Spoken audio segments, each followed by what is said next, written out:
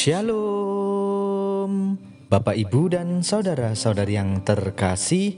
Jumpa lagi dalam Sikat Sabda Iman Katolik, Sabtu pekan pertama dalam masa Prapaskah 12 Maret 2022. Bacaan dari Injil Matius bab 5 ayat 43 sampai 48. Marilah kita siapkan hati dan pikiran kita untuk mendengarkan sabda Tuhan. Semoga Tuhan beserta kita, sekarang dan selama-lamanya. Inilah Injil suci menurut Matius. Dimuliakanlah Tuhan. Dalam khotbah di bukit, Yesus berkata kepada murid-muridnya, "Kamu telah mendengar firman, kasihilah sesamamu manusia, dan bencilah musuhmu. Tetapi aku berkata kepadamu, kasihilah musuh-musuhmu, dan berdoalah bagi mereka yang menganiaya kamu. Karena dengan demikian kamu menjadi anak-anak Bapamu yang di surga. Sebab Ia membuat mataharinya terbit bagi orang-orang yang jahat, dan bagi orang-orang yang baik pula. Hujan pun diturunkannya bagi orang yang benar dan juga orang yang tidak benar. Apabila kamu mengasihi orang yang mengasihi kamu, apakah upahmu? Bukankah pemungut cukai juga berbuat demikian? Dan apabila kamu hanya memberi salam kepada saudara-saudaramu saja, apakah lebihnya daripada perbuatan orang lain? Bukankah orang yang tidak mengenal Allah pun berbuat demikian? Karena itu haruslah kamu sempurna, sebagaimana Bapamu yang di surga sempurna adanya." Demikianlah sabda Tuhan. Terpujilah Kristus.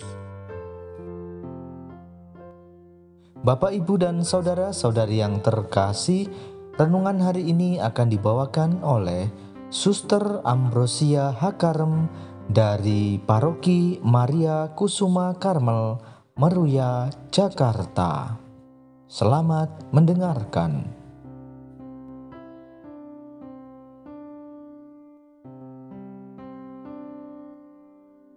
Salam jumpa kembali saudara-saudari yang terkasih yang mencintai sabda Allah. Kembali saya menyapa Anda semua dalam renungan pagi ini, terinspirasi dari Injil Matius bab 5 ayat 43 sampai 48. Saya mengawali renungan ini dengan sebuah ilustrasi. Ada seorang pemuda mencoba meluluhkan hati cewek gebetannya dengan kata-kata ini, "Percayalah, aku bukan orang gila. Buktinya, aku tidak pernah rawat di rumah sakit jiwa. Aku juga bukan orang baik karena belum pernah di penjara." Semua orang ingin menjadi orang baik dan dianggap orang baik. Ada banyak kriteria menjadi orang baik. Misalnya, orang yang hidupnya lurus, tidak merugikan orang lain, tidak pernah melanggar aturan bersama seperti aturan agama dan lain-lain.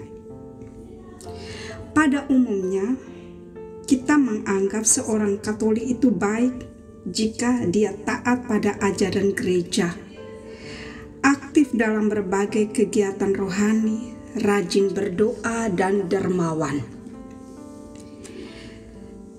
Seorang murid Yesus tidak cukup menjadi orang baik. Ia dipanggil untuk menjadi sempurna. "Haruslah kamu sempurna," kata Yesus. Dalam Injil hari ini, Yesus menggariskan ukuran kesempurnaan itu.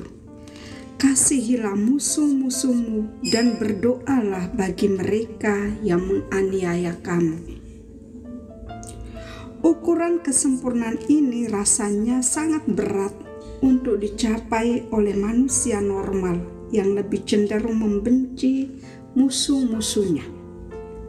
Namun, Justru itulah nilai lebih seorang pengikut Yesus. Satu pertanyaan refleksi bagi kita untuk kita renungkan.